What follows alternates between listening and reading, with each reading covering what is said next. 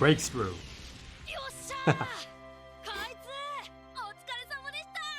2度目の到着。よーし、じゃ元の場所に戻るわよ。Yeah, see, look at those eyes. あんたたちの基礎能力で倒せない怪物はここにはいない。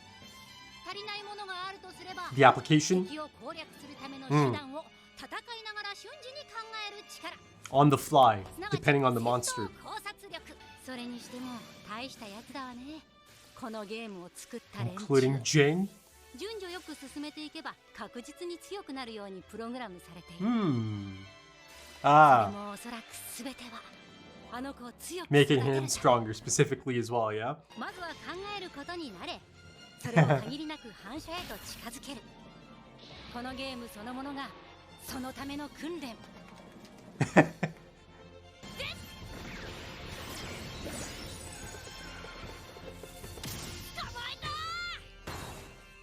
分析能力、基礎体力はキルアが上回っている。 And physical strength. が、ゴンはその不足分を補ってあまりある集中力と回復力。まさに理想的なコンビだわね。 Perfect balance, yin and yang. Ooh. それは She's focusing the Nen into one あんたが area. 使ってる技だわさ。天、絶、連、発、行をすべて複合した応用技。こう Oh, nice. Good to have a name 体 for 中 it. のオーラをすべて体の一部に集め攻撃する。あんたたちはこれをすべて受けて Oh 防ぐ boy. こと。避けてはいけない。察したようだわね。今まで通り普通にオーラでガードしても深いダメージを受ける。 Focus it all on that portion. こっちもこうを使う。半分正解。もしこうでガードした箇所以外に攻撃がヒットすれば即破壊だわよ。だったら全身をこうにすればいい。それを天と連の応用技、剣という。 Ken. 全身を通常よりもはるかに多いオーラでまとい防御する。こうよりは防御力が落ちるが、これが最も実践的 And な then 防御。その状態をずっと維持するのが剣。そのまま私のパンチをガードして。遅い。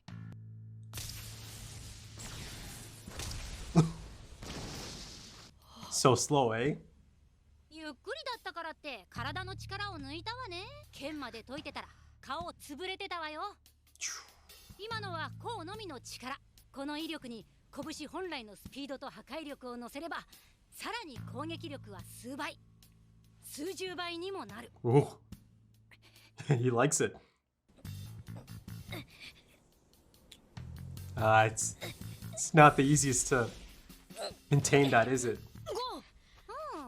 およそ2分ってとこだわね。最低30分剣を維持しないとお話にならないわよ。 It'll come. It'll take practice. よし、30分経過。この1ヶ月でだいぶタフになったわね。この状況は攻撃力50、防御力50。つまりお互いが剣の状態では Should be fairly even. お互いに大きなダメージは与えられない。こうを使う。バカタレちゃん。こう以外のとこ疲れちゃったらどうすんの。行を使う。正解。攻撃力50、防御力50から攻撃の瞬間に右拳の攻防力を70、全体を30に。このように行を使い、状況に応じて攻防力。 Yeah, I need to come back to some of this こ stuff. れを竜と呼ぶ。 Ryu. 左足攻防力80、全体20。 Ooh. 頭攻防力60、全体40。 Oh yeah.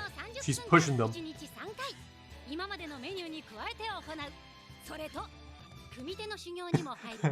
受ける側も相手の攻撃力を見極めた上で竜を使ってきちんと防御すること。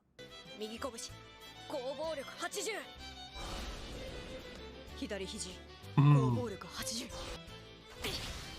2ヶ月ぐらい毎日これを続けていれば全力の速さで竜を行いながら戦えるようになるだろうね。 How about that? その次はいよいよ最終段階。 Okay, they're speeding up. よし、あれから2週間。大した進歩だわね。 Yeah, time's flying by here. 今日やるのは強化系の修行。そのレベル1、石割り。1日に1個の石で1000個の石を割れたら But don't crush the one in your hand though, right? これはかなりきついぜ。インパクトの瞬間に持ってる石の周りの攻防力を100にするだけなのに回数を重ねるごとに念の精度が落ちてくる。割れちゃった。その昔破壊のみを求めていると誤解されて武術全般が邪剣と呼ばれ迫害禁止されていた頃、舞踏家は戯れるふりをして修行を続けたという。それだ。邪剣。Oh, interesting. Did he just? さて諸君、セズゲラが率いる Hey. 連中も同程度の指定カードを持っているらしい。おそらく奴らとの直接対決が最後のハードルだろう。諸君、我々の勝利は目前だ。 Or it's something similar to 一 Shogun. つ俺からもいいか。 Oh God. ここで皆さんに言っておかねばならないことがある。 Oh no. Oh no. 俺はボマーだ。 I thought it was gonna be that guy, but the moment he stepped up. 君たち全員の体に爆弾を仕掛けた。 Sneaky bastard. Don't do that, man. 説明の順序が狂ってしまったな。 Yeah, hear him out これが for now 俺 at の能 least. 力、リトルフラワーだ。皆さんに仕掛けた爆弾が爆発すれば確実に死 Ooh, ぬ。 look at this. ではこれから爆弾を解除 But する in 方法を in exchange, まずどうやって爆弾を仕掛けたのかだが、それはターゲットの爆破させたい箇所に触れながらあるキーワードを言うことで仕掛けられる。キーワードはボマー。またボマーが出たらしいぜ。 yeah, he said that quite a bit actually. いいか、ボマーに気をつけろよ。これを解除するには俺の体に触れながらボマー捕まえたと言わねばならない。 Oh, 俺の能力、カウントダウン。 sound of life. なぜペラペラ Slipping と自分 away. の能力について話をしたか。それが爆弾の発動条件だからだ。 Ah, 全員でよく相談して決めてくれ。取引場所はバッテラ市所有。 Batera, Batera.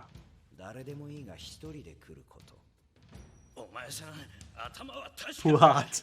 今ここで俺たちがあんたを捕らえて解除すりゃ済む話だ。一人ここから逃げられるとでも思っているのか。興奮するとカウントダウンが早まるぜ。 その数字は心拍数とリンクしてるんだからな。何？ Clever. 意外だな。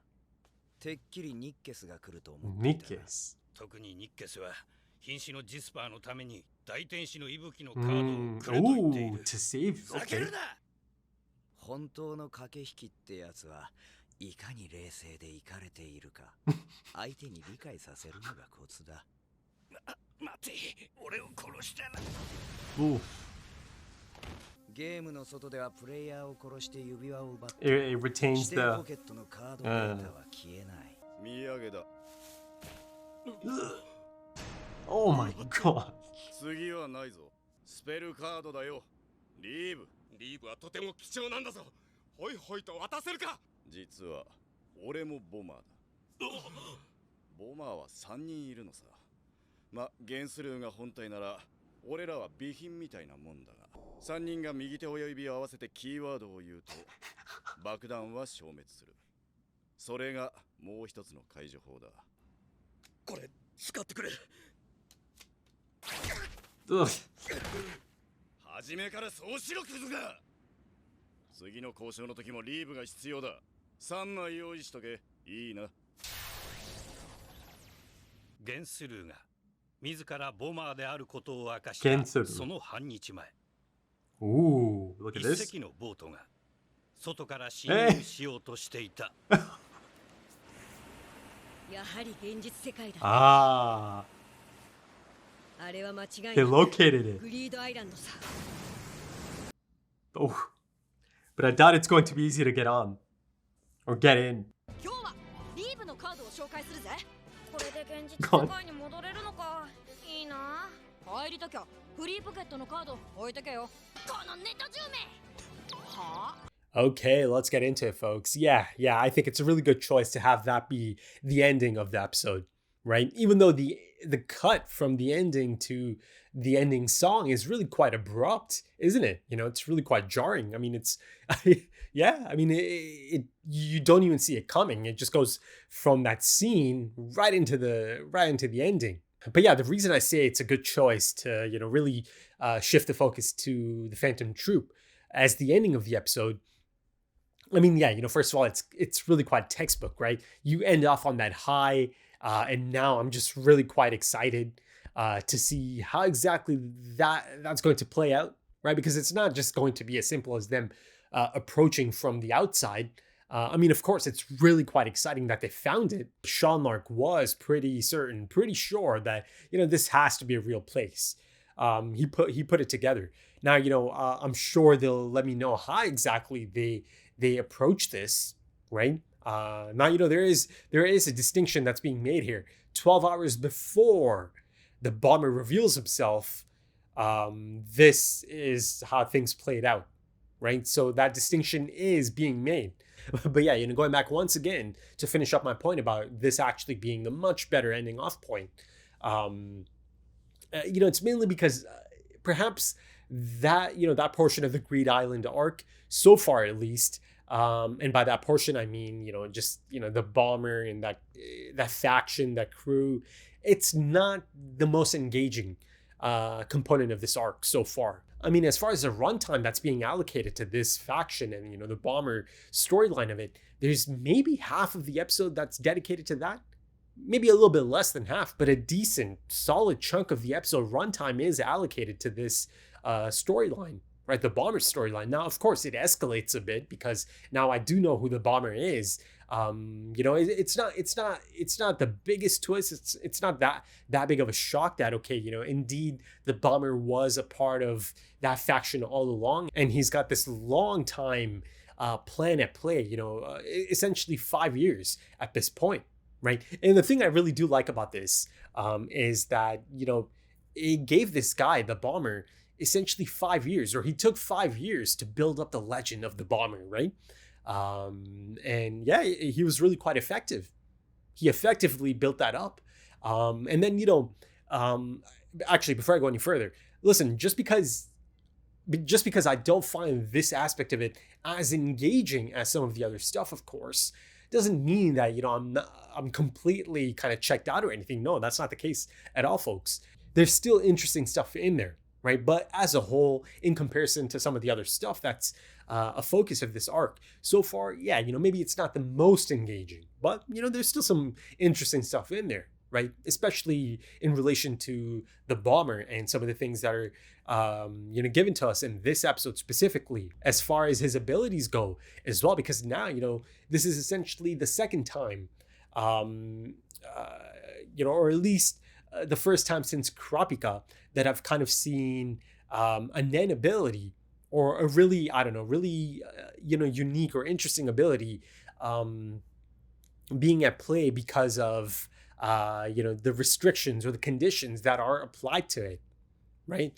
And yeah, the bomber has some interesting conditions, doesn't he?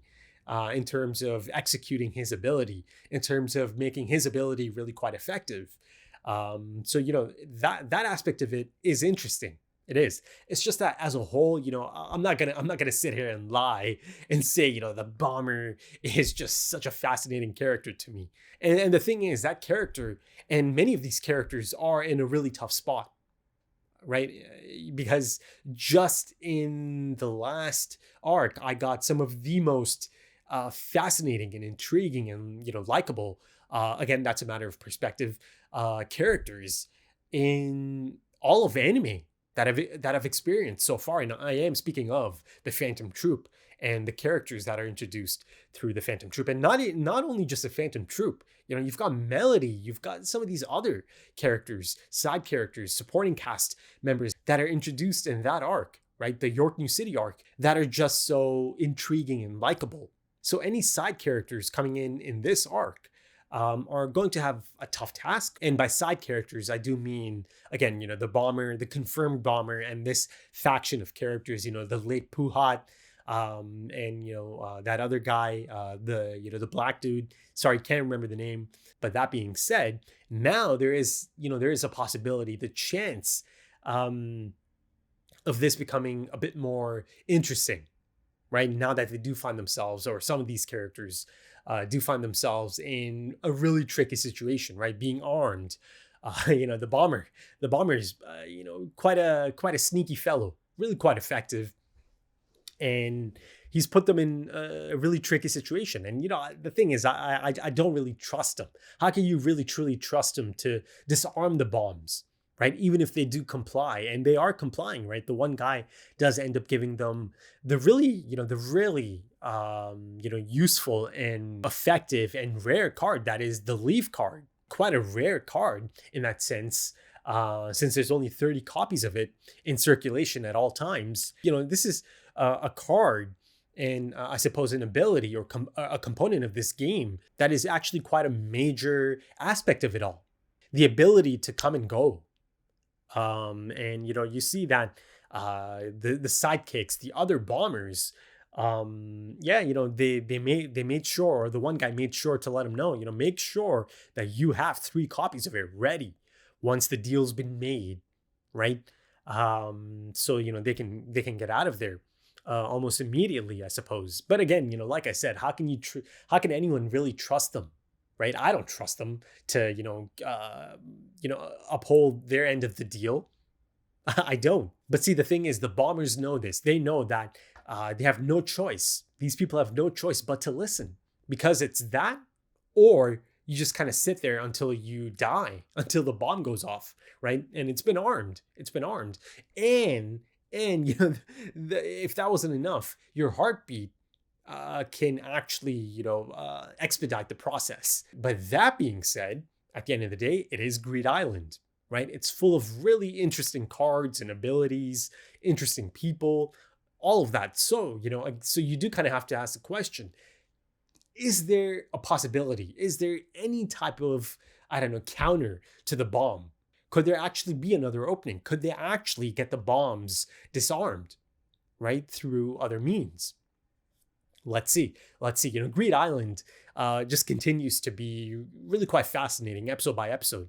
And as far as the game itself goes, and it existing in the first place, you get a lot of fascinating insight from Biscuit's internal monologue, right? She believes, and, essentially it's a confirmation for us, the audience, as well, right? Because this is, again, someone that is quite experienced, someone that has heard of Ging. They tell us in the last episode that the chairman specifically mentioned that Ging is someone that is quite impressive, right? Again, one of the top 5 Nen users, on the planet.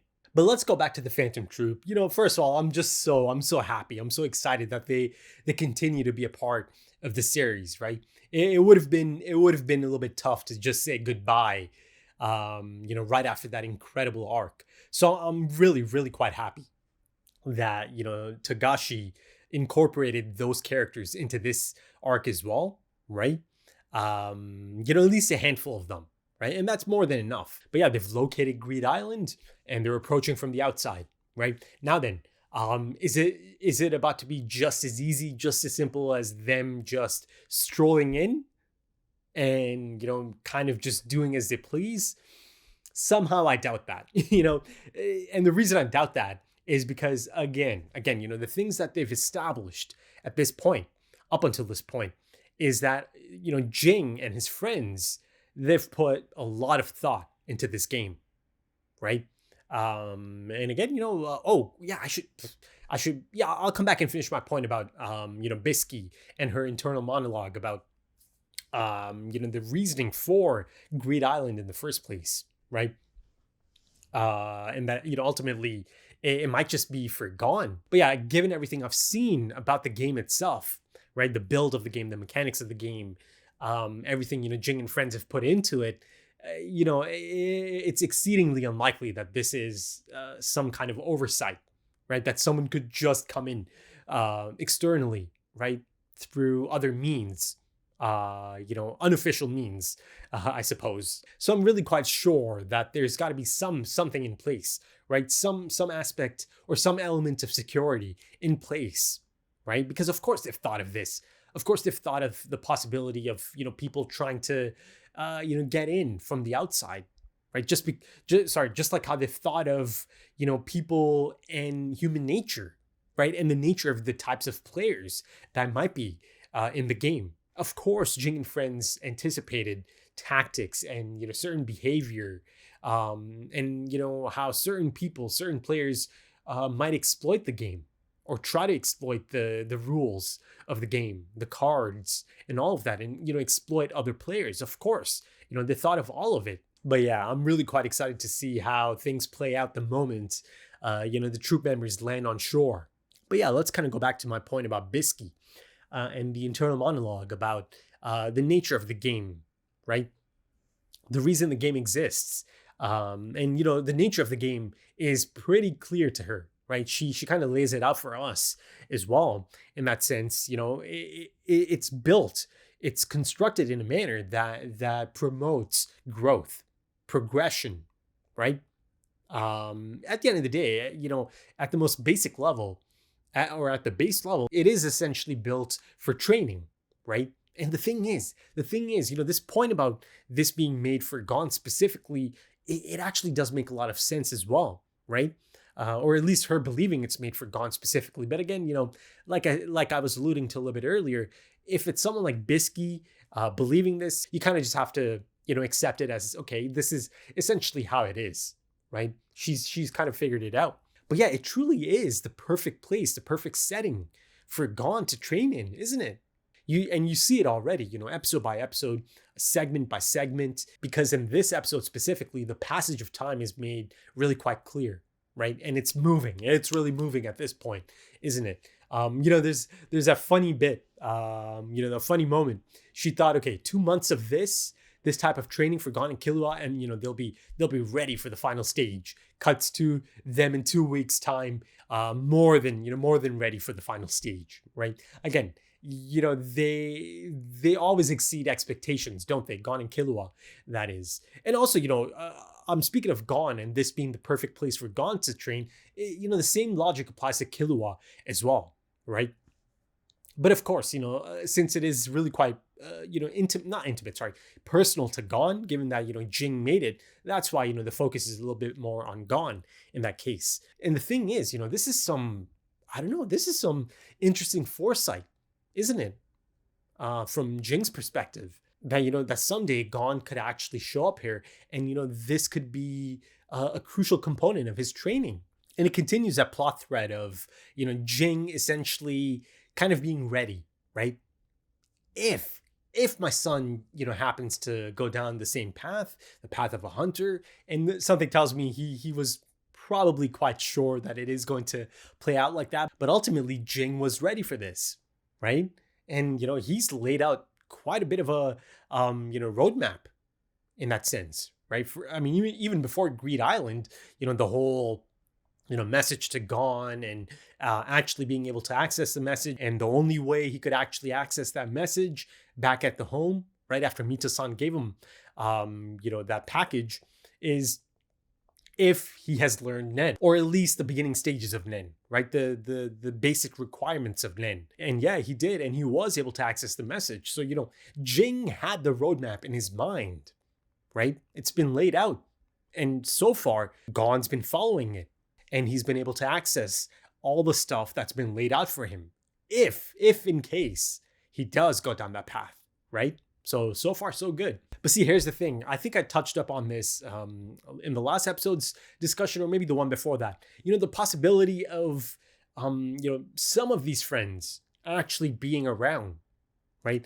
That could be so cool. Hell, it doesn't even have to be a bunch of them. Even if it's just one, I would love Gon to come across, one of Jing's friends that had a hand in making the game, because then Gon can actually get a little bit more insight, right? And of course, through Gon, us the audience as well. One of these friends that can really share some concrete insight on Ging. But also on that front, I've really kind of enjoyed the approach to Ging, right? Again, this maverick, this elusive figure, right? A bit of a mysterious figure, but not that mysterious either, because the point I'm trying to make here is, the drip feed. I'm loving the drip feed method of learning about Ging, right? Be it through, Satotes, right? Be it through Biscuit, the chairman, be it through all the way back in episode 1, the captain of the ship, right? I love this approach, right? It really is quite fitting for that type of character. And I think, a really cool next step could be actually coming across one of those friends, right? That actually had a hand in playing the game. Sorry, not playing the game, making the game, right? Because then you have someone who's been around Ging quite a bit, right? I'd say quite a bit. But let's go back to the bomber. And actually, yeah, I suppose this is a confirmation as well that Biscuit was speaking of this, right? As, this is the second time I've seen you nearly escape death, right? This is the thing she was alluding to, right? Now that the bomber has been confirmed to be the guy who was one of the main, recruiters for that faction. Yeah, this is it, isn't it?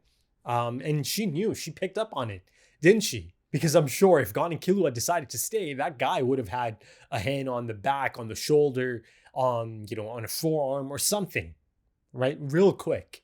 He would have done his thing real quick. And of course, one of the stipulations is that he has to say the bomber out loud as well. And see, that's the thing I kind of touched up on a little bit earlier, about that 5-year plan of his, essentially, to kind of build the legend of the bomber. So it felt natural for him to drop that really nonstop back in a few episodes ago, right around the time he is trying to recruit all of them, including Gon and Killua, right? The bomber's name comes up quite a bit.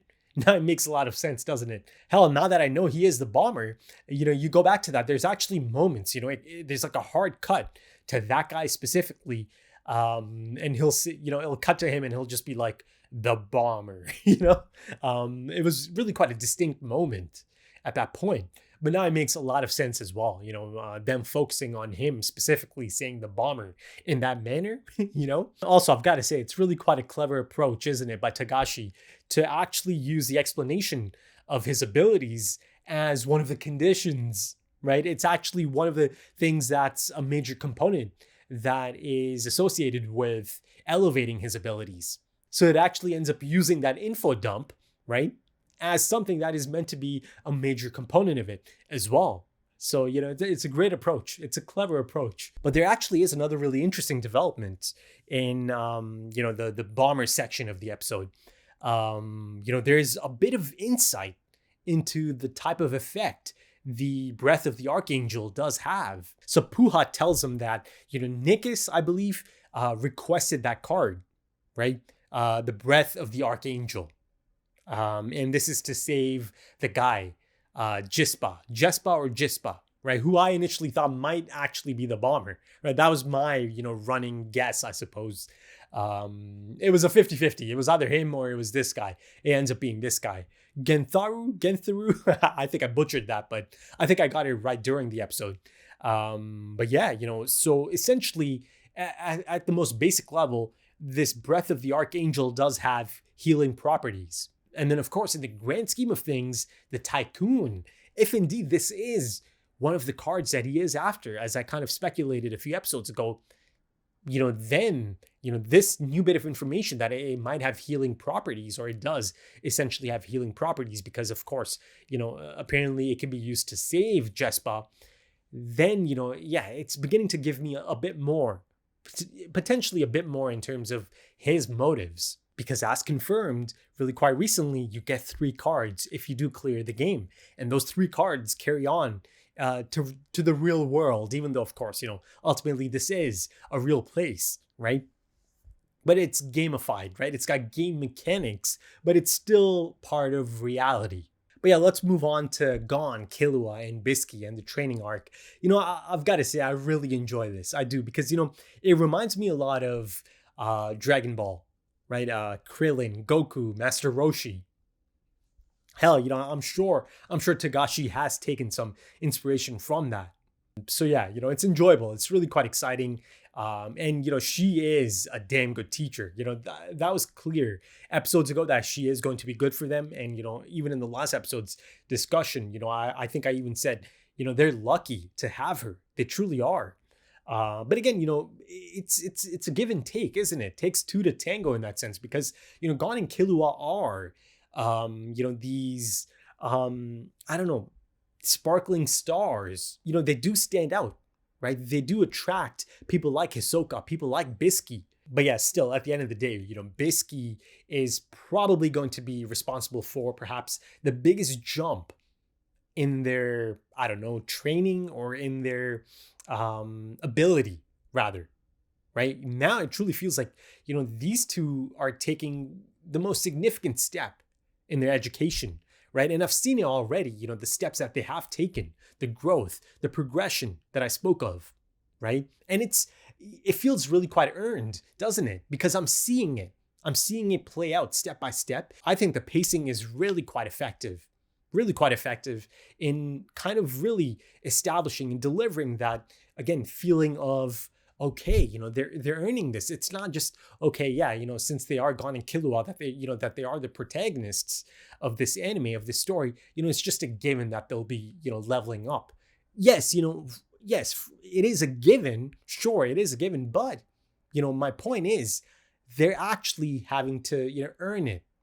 They're being put through the paces. They are going through the tough, the rigorous, the repetitive, yet really quite useful training exercises, because, a lot of this training is all about things becoming second nature. A lot of Biscuit's approach for them specifically is about teaching them, or at least, making their reaction time much more effective, right? Just making it better as a whole. It's all about developing strategy, right? Developing that, muscle memory, that mindset of always kind of, kicking into gear at a moment's notice, in a split second. And her approach to getting them used to gear is really quite simple and basic at that, isn't it? But really so damn effective, isn't it? She wants to make it so gear, or using gear, is just, again, second nature, right? That it's a reflex that they're just used to. And yeah, you see at this point that both of them are really, really quite sharp,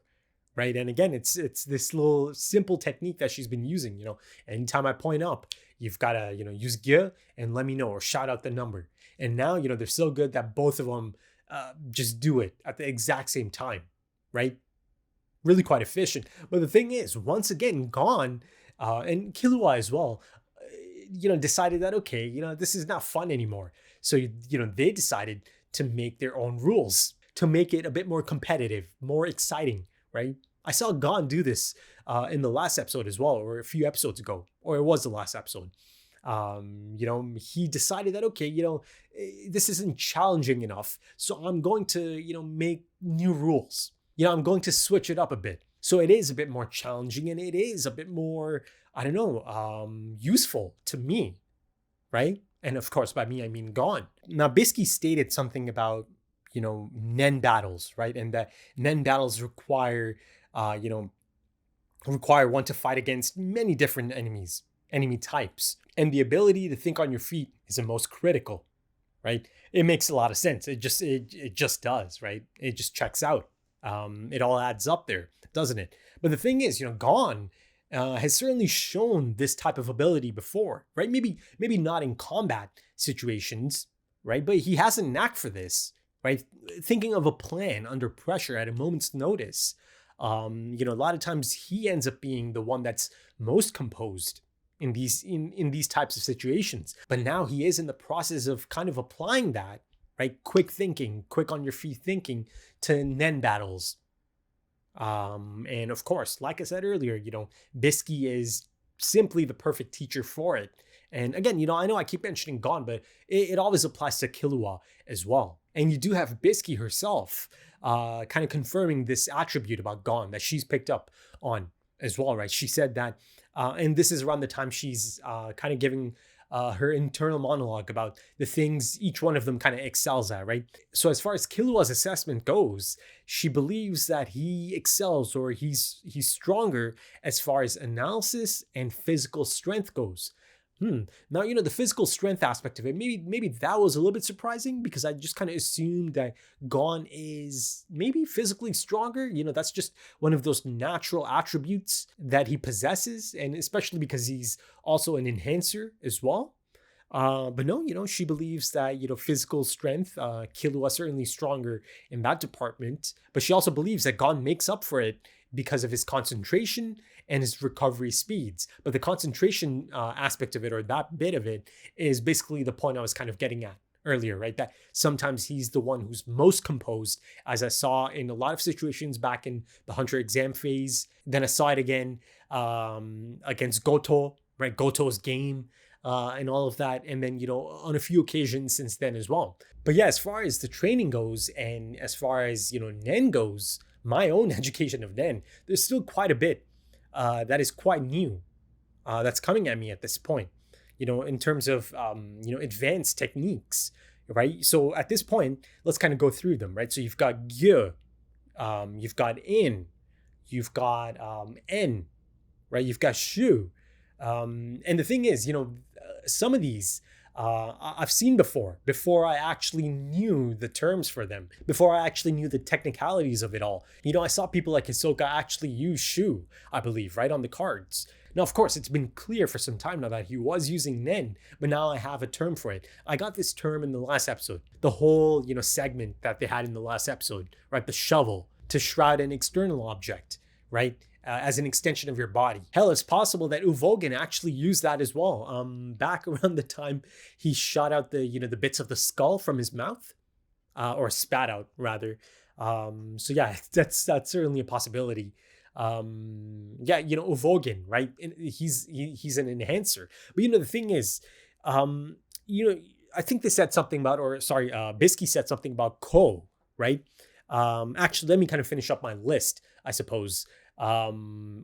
Shu was the last thing I said, right? So the next thing I suppose is Ko, right?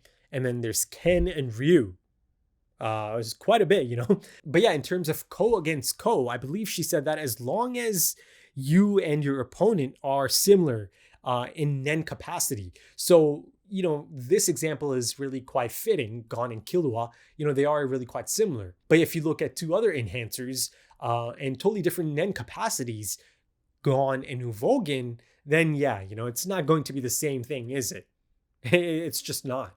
If they are going toe to toe, Ko to Ko. But then staying on Ko, essentially, if the person hits you in a different area, you're toast. You're toast. I think she specified you'll be destroyed because again, it is redirecting everything to that one area, right? So I believe from that point on, Ryu comes in, right? And that's much more practical according to Biscuit, right? Because at least there's protection all over. Oh no, my bad. I believe it's Ken, not Ryu. Sorry, Ryu is like the final aspect of it. That's essentially redirecting certain percentages at a moment's notice at the point of attack. I love that. I really love that aspect of it. The thing that makes this really enjoyable to me is that it's clear. It's so clear that Togashi put in the work. He put in the time, right? It just feels so developed and thought out, right? It's really intricate system that he's put together. Right. And that makes it really quite enjoyable. But also, finally, one of the more exciting things that comes out of all of this is, Gon's reaction to some of these things that Biscuit is presenting to him. Right. It's exciting to him. And I think by the end of it, he actually he kind of had a breakthrough moment. Right. And this is after she explains the whole, martial arts connection and the, rock, paper, scissors connection. Again, I'll have to look into this if this is actually a thing, truly a thing, or if it's more so mix of fiction, nonfiction coming together, I suppose. But the point is, by the end of it, it feels like Gon maybe landed on his, I don't know, desired Hatsu, perhaps, And even earlier, there is this close-up of his face, right? There's a smirk on his face. And this is right after Biscuit mentioned that, strikes can become up to 12 times stronger. Something along those lines, I believe she said, right? So yeah, I think Gon is beginning to get some ideas here. Hell, like I said, by the end of it, he seems to have a solid idea in mind, right? And I think he said, that's it.